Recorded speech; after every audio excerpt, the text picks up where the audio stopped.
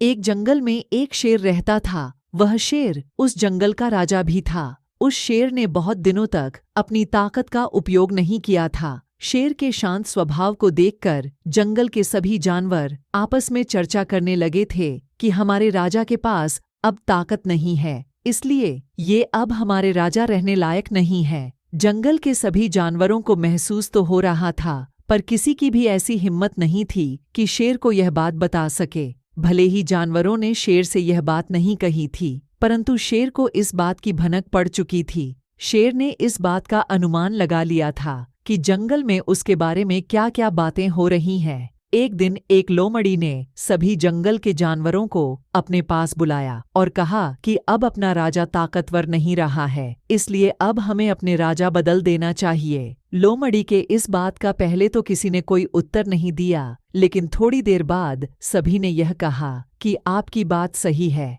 लेकिन हमारे राजा के पास जाकर कौन ये कहेगा कि अब आप में ताकत नहीं है और हमें अपना राजा बदलना है। लोमड़ी ने कहा, मेरे पास इस समस्या का एक हल है। उसने कहा, मैं कल अपने राजा को साथ में कहीं घूमने के लिए ले जाऊंगी। मैं राजा को ऐसी जगह ले जाऊंगी जहां पर एक ताकतवर बाघ रहता है। मैं वहां राजा की लड़ाई उस ताकतवर बाघ से कर दूंगी। वहां अपना राजा हार जाएगा और हम उस बाघ को अपना नया राजा बना देंगे।